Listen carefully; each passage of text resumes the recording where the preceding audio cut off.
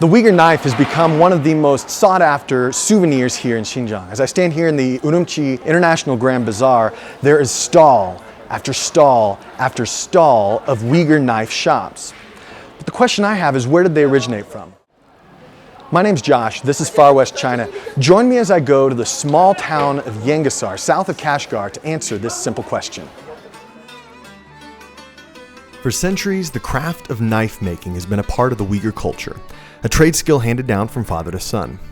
The steel blades are shaped and sharpened by hand, and the ornate handles are made of bone, horn, shell, and other materials adorned with geometric designs. They truly are beautiful.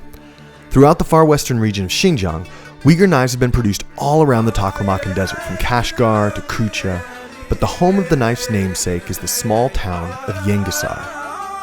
It only takes about an hour and a half by bus to get from Kashgar to Yengisar. In the southern portion of the small town, small knife shops line a dusty street, which at one point used to be busy with Uyghur craftsmen and teeming with tourists.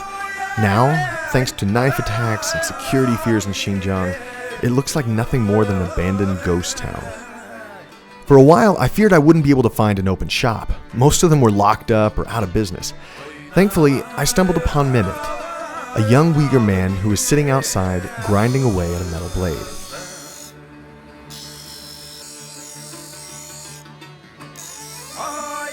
He willingly showed me around his shop, explaining the art of knife making and how his family had been involved in the craft for generations. It used to be that every Uyghur male in Xinjiang would walk around carrying a knife. It was both practical and part of the culture here. Those days are long gone, however, and at this point you can't even take your souvenir knife onto a bus or a plane with you.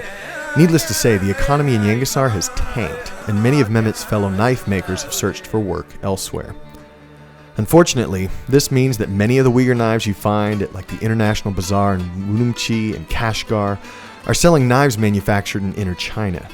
Ask any seller about the real Yengisar knives though, and they'll pull out their valuable stash, usually folded up in a towel underneath the display cases. The knives that Mehmet showed me were made from recycled steel he had found and forged into blades. His family, clan number, and name were stamped onto the edge, a sign of its authenticity.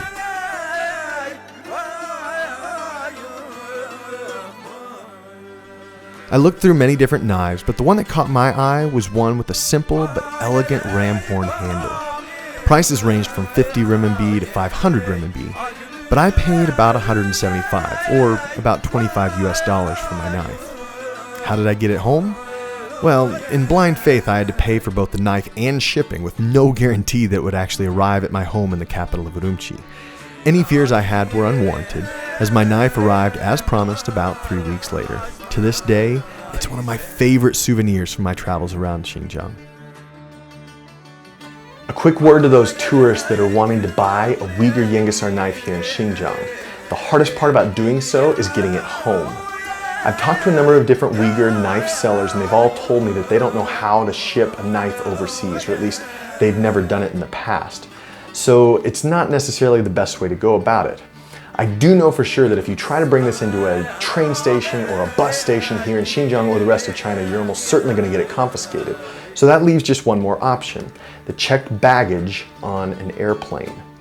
As of 2016, I've been told that tourists are only allowed to bring one knife with them back home. I've also been told that they can only be 8 inches and shorter. The truth is that nobody knows for sure, and my guess is that the regulations are purposefully vague. You can hope for the best, but when you go to the airport, expect to be questioned about your knife and perhaps to have the knife even confiscated. You wouldn't be the first. Thanks so much for watching. I hope you enjoyed this video. Give it a thumbs up if you liked it, or share it with your friends. Also, check out the other Uyghur and Xinjiang related videos I have here on the Far West China YouTube channel.